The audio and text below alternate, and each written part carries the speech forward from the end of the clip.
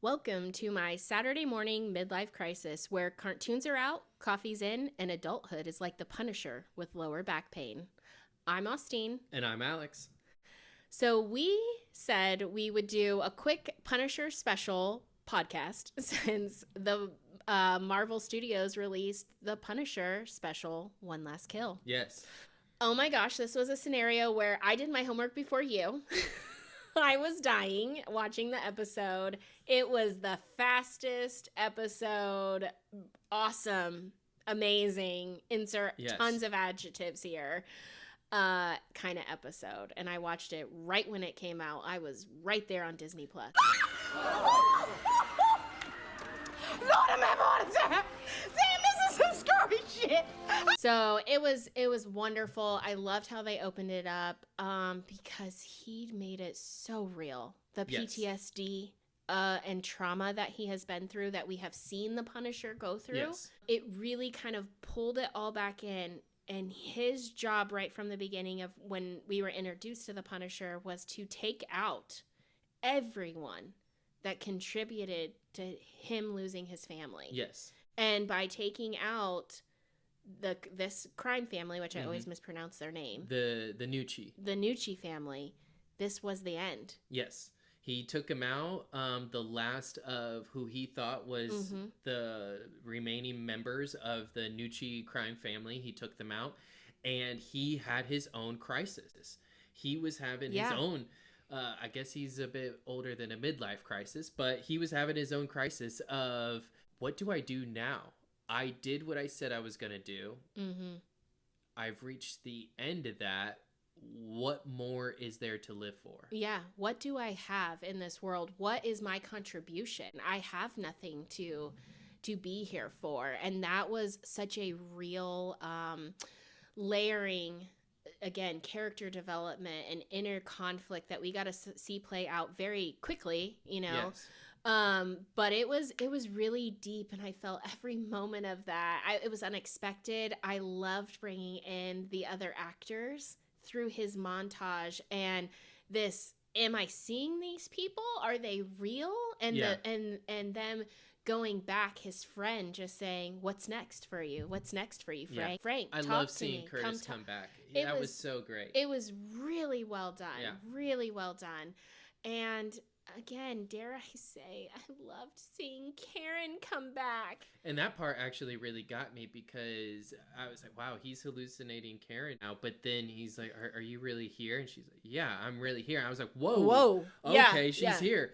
But then she wasn't there. It was like, oh my gosh, wow, that got me. It got me too. And I was just like, what is happening? But I loved it. I just loved how they wove everything in. What I also loved was that quick shot of him walking between the two school buses, and you saw him as Punisher, like going, like, I don't know what the director's idea was for that particular shot, but all I could think was he was struggling with who he should become versus who he currently is at that moment. And they were at a cross paths going in two different directions. You know? That, and I didn't take it that way, but now that you say it, I'm like, wow, how beautiful was that? Because it was a very fast watch.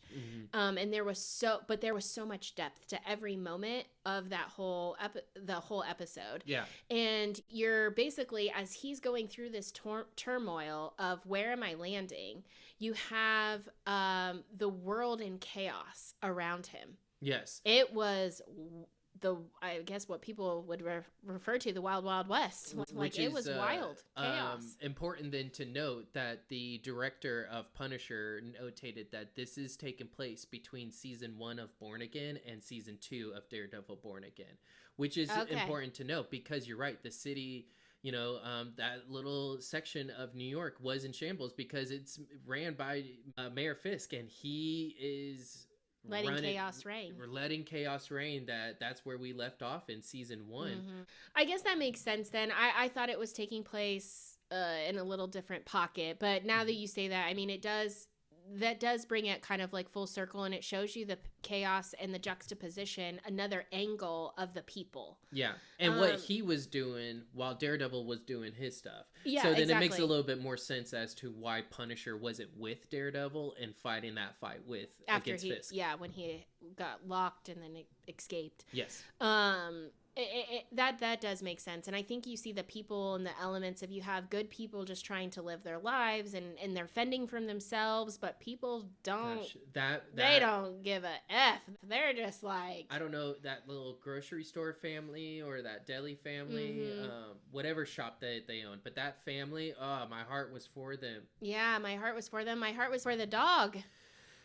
That was brutal. I was so upset. And I was like, again, I felt everything. And when you can feel everything in just a short amount of time, it just speaks to the volumes of how good it was. I'm going to just jump ahead real quick just because you brought up the dog.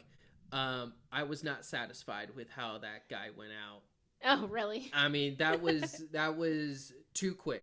I needed to at least see that headshot.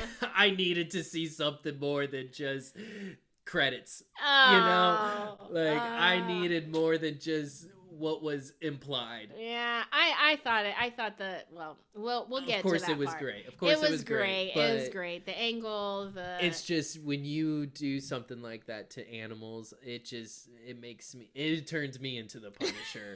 It's like, no. So I needed a little bit more there. But I just loved it because the whole episode, so essentially the Punisher is going through all this conflict. He has done his job. Who is he? What is he going to become? Yes. And that's where you insert Ma Nucci. And was that, I don't know her, but I just know of what we had previously discussed. And again, some of the preview clips that you had put out immediately after seeing the behind the scenes photos of the Punisher with someone that was in a wheelchair. What could this be? And you called it right from that moment. I did. And so I didn't know what to expect, but you had shared with me, she's wild. She's crazy, she's ruthless. Mm-hmm. And here she comes being introduced of just, she's in the wheelchair, she has her disability, whatever that kind of looks like, and she confronts the Punisher, who's just she approaches him in a non-threatening way of like... But threatening. Well, no, not at first, because he wasn't going to give her the time of day, but she was like, I lost my family too. Yeah. You know? And how she explained it. And then we saw from her perspective, the montage. You know, which was interesting because you heard her voiceover of her saying of how great they were, you know, how unique they were, but what you were as really seeing. Yeah, but you actually saw what they were doing at the same time, and you're like, they're not great people. Yeah. You know, clearly they're not great people, but she's talking about them in this beautiful way of like, I lost my family just like you lost your family, Frank. But then she flipped it because the light bulb went off in his head of who she was talking about. Mm-hmm. And I also loved how she was like, but you forgot about me. Yeah. You know? And I thought that was so good. And I was like, what is about to happen? Oh, forgot about one thing. You forgot about me. Yeah. It's about to go down. Yeah. And they did what happens in the comics with some changes. Mm-hmm. She hires a bunch of people to go after Punisher after he takes out her family. And the goal is take out the Punisher at all costs. Yeah, and that's what this movie was. That's what the whole episode was. I mean, I feel like I probably can't even do it justice in speaking about it because of how good it was. I think sometimes I've seen in the last several Marvel movies as they're setting up to Doomsday and other things, there's been a lot of like feedback and chatter on there's not enough action. There's just so much backstory that's being built, which is a necessary thing. You can't just jump into action. But this was just, if you need action, here you go. Here you go, guys. Here's everything. I think for me, the whole episode was a 10 out of 10. All the battle scenes, all the dynamics, all of the ruthlessness and rawness of the Punisher came out. And it was a little Fisk-esque of throw anybody you want at me. armed or not armed, Yeah. I have this strength that comes with from within, and I can take on anybody. I'm watching again the clips of the behind the scenes now that have been revealed of like they literally lit him on fire. Yeah, that was real. He did his own stunt there, and I just was in awe. Wow. Yeah. And the emotion he was able to bring out through the battle. I know I'm not doing it justice. It was just so incredible to watch, and such a fast watch. Yeah. I just loved it all. I think for me, 10 out of 10. However, knowing or hearing from you that it came from the storybook line that ultimately was in a zoo. Yes. Just go forth and do. It would have taken a 10 out of 10 to like 100 out of 100 out of just 10. Yeah, so this is where I guess my critique is going to come in, and it's a little bit more towards Manucci, because they show the montage of her family getting killed and things like that. She witnessed her youngest son being killed. But I guess what made me stop was, why is she handicapped? Is that just a disability that she just has? Because I was wondering, okay, maybe she was in a car accident that the Punisher caused to get her son, but it didn't look like they were in a car accident. It just looked like he stopped. They were stopped in traffic or something, and he pulled him the son out of the car.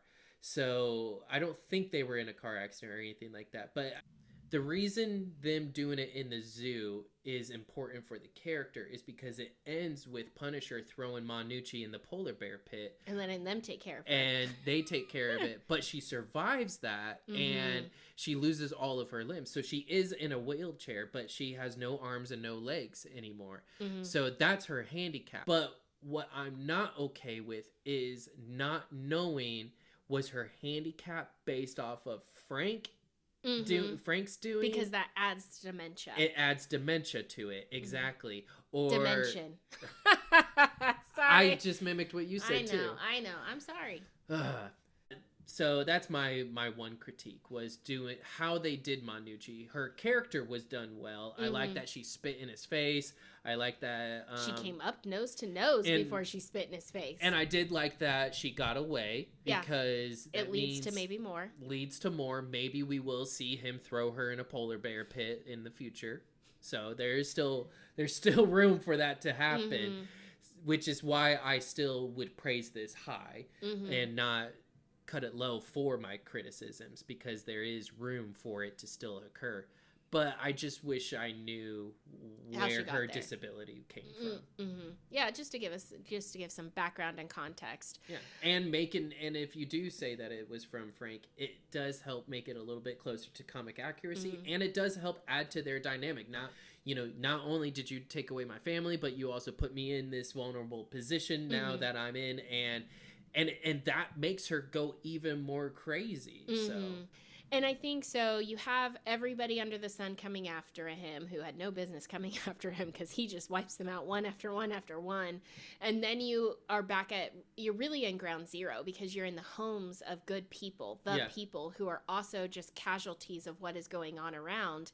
And then you end up back in like the restaurant, sandwich shop, convenience store, with that family and the little girl, who is scared. Her father is getting taken out, and the Punisher is like, I have two directions I can go: fulfill my revenge path, or save, or become a hero, become a hero. And he chose the latter. And it was, again, tying the story, or that lens of like emphasis in this episode of his daughter, his family, and then tying that, and he saves them.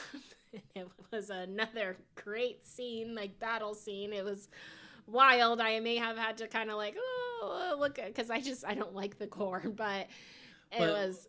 I don't like too much gore either. But what was nice about this is they didn't focus on the gore. Yeah, it's like it happened and they moved on. Yeah, they just really kept fast. They just kept it moving. They didn't let the camera focus on the gore. You knew it was there. You saw it, obviously, but it also wasn't.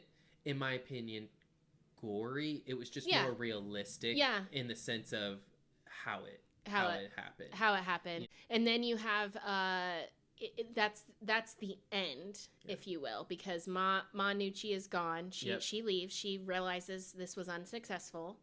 The Punisher. Actually, I think in her mind, she thinks it was kind of successful because again, she was like, "You forgot about me." Now he won't forget about her. But she also kind of like flexed a little bit. But you're right, it wasn't 100% success. She didn't ultimately get what she wanted out of it. Mm-hmm. But I think she did leave somewhat satisfied. Yeah, and that's a fair. But she's gone. She's exited. He has now found his purpose. Yes. That hero. And the hero, but not in the same way as others are heroes. He's not a Captain America hero. No. He's not that at all. And he's not the hero we need, but he's the hero we deserve. Yeah, it is.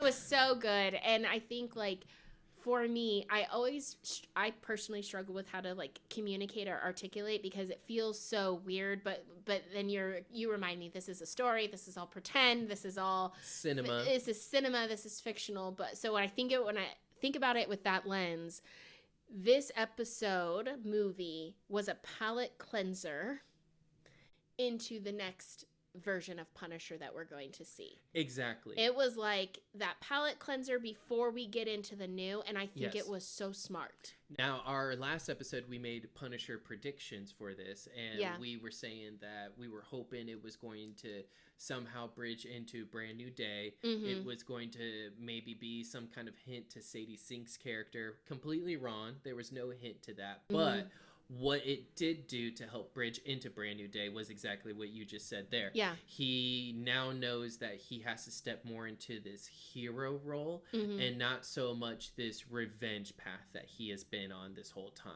Right. And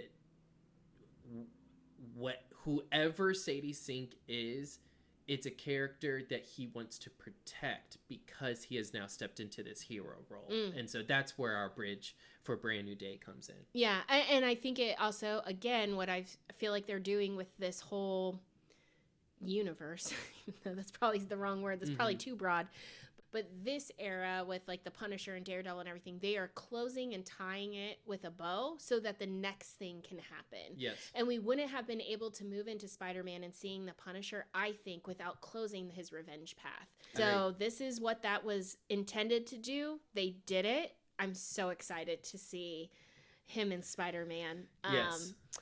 You know, we like to, when we go to the theaters, wear some type of t-shirt or something. We go all in. Yes. And so I'm, you know, I was already thinking, like, what am I going to wear to the theater? Am I going to wear a Spider-Man shirt? Because that's typically what I've done. Or we have dressed up for the Spider-Verse. We did that. That was really fun. Yeah.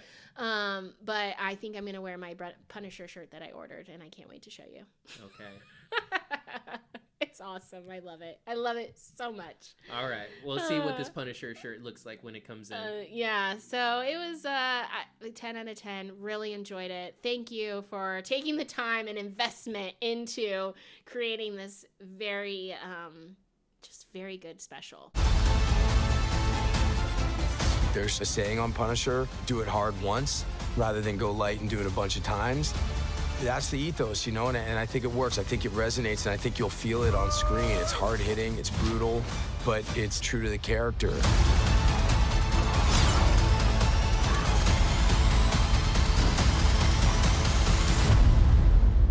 If you don't get that side of Punisher in Brand New Day, don't sit here and think, oh my gosh, Marvel's completely changing this character. No, it's to help you understand. This little special was to help you understand why he may not be 100% like that during a Spider-Man movie. Yeah, especially during a Spider-Man movie when Right. we know the audience is not all 18 plus. Yeah, we got to make sure my best bud can go see this Yeah, with best us. bud has to see Spider-Man. I can't tell him, no, buddy, you can't go see Spider-Man Yeah. with mommy. But you do know he was with Grandma last night, right? Oh gosh, I don't want to know what they watched. Yes, she's always doing something. She called me and she's No. she's like, hey, so we're on Deadpool now. Oh no. Oh my gosh. Please tell me she did not watch Deadpool with Oh, him. they watched Deadpool too. Oh my gosh. Oh my I was like, he's not have going to be fun. allowed at grandma's Have anymore. fun. Oh my gosh. have fun. Oh my gosh. Oh Lord. Okay. Well, we have to end this episode because I need to give a certain someone a call. You want to make sure that you see that Daredevil recap episode. Follow us at Austine and Alex. We are on YouTube, Spotify, Instagram, and TikTok. All the things. So we'll talk to you next week. Thanks. Thanks. Bye.